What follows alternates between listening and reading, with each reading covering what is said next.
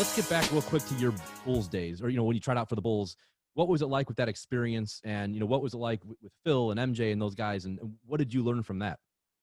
It's funny. I kept a journal for about 2 months, just on, interaction with Dennis Rodman. The first time Michael even just walked in the building, it seemed like everything was in slow motion. What's crazy is that was John Paxson's first year as an assistant coach. Okay. And he wrote me a handwritten letter when I got released, that I keep framed in the house, just saying, the work ethic I had and what a pleasure it was to coach. But to watch Michael be the first one in, the last one to leave, I thought I had a work ethic until I ran into him.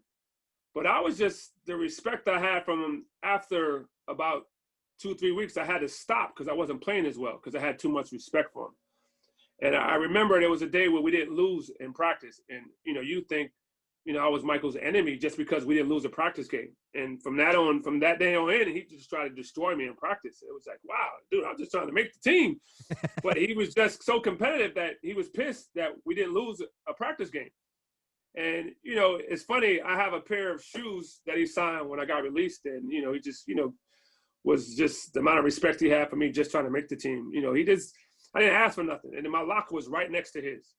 And it was just amazing just to watch that whole experience of Dennis Rodman coming aboard. And you almost knew, I knew it was going to happen. So when I got released, I was like, man, they're going to win it. I know they're going to win it. And sure enough, they go 72-10. But just a lot of respect. And I just enjoyed the experience of competing at that level. Like, you think of my assignment, I'm a guard. So either I got Ron Harper, Steve Kerr, Tony Kukoc, Scottie Pippen, and Michael Jordan. That's my practice.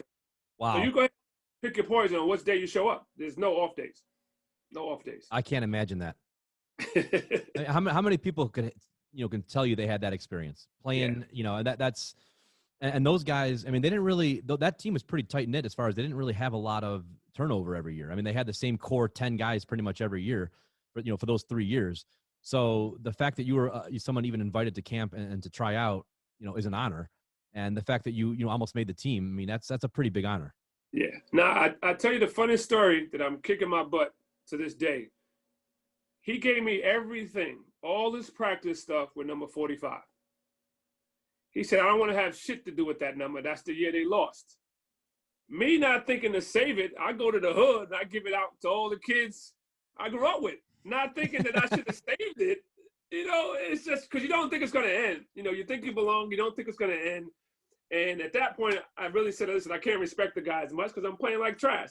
But the thing, he's like, here, man, here's all my practice stuff with number 45. And I didn't hoard that stuff. I'm smacking myself in the head to this day. There's some kid right now has a lot of money in his closet. It was just unbelievable. Unbelievable.